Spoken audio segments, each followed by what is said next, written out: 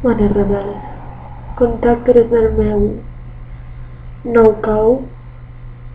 Han passat moltes coses, entre altres la traïció de l'Spam, la desaparició de la Link, hem conegut els Corps, i bé, fins als pròxims esdeveniments.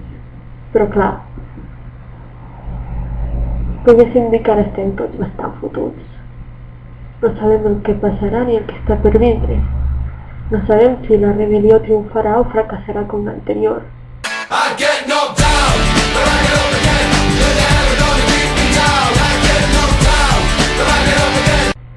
Està clar que el tema del Trairon s'ha debilitat bastant.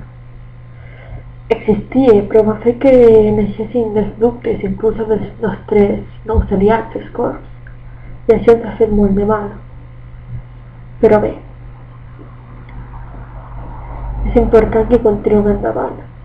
Ni el nou ordre ni el cos ens pot ara aturar. Fa uns anys potser ens podien haver aturat, potser vam poder aturar la primera rebel·lió, potser no estaven lo suficientment preparats, però nosaltres ara som més i més poderosos. I aquesta derrota ens ha donat força, perquè hem perdut la batalla, però no la guerra, com diríem, anys endarrere. Ara el més important és que tots ens amaguem,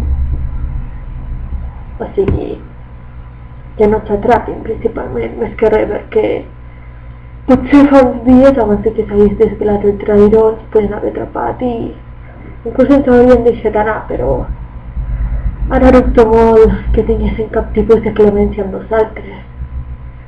I bé, més que matar-nos ens podem fer coses pitjors. No anirem a parar directament al cos, sinó al mateix nou ordre, que com molt bé va dir el Kal-El, vol la seva pròpia eternitat en tots els seus sentits. Però bé, ara és molt important que ens mantinguem units, tots, inclús amb els nostres aliats, els Corps, i que no defallim en el nostre intent. Espero poder-nos veure ben aviat.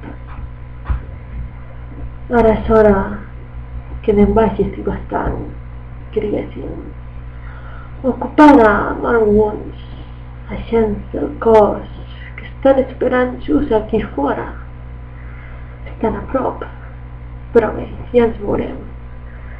Cuideu-vos i recordeu, la rebel·lió no desapareixerà.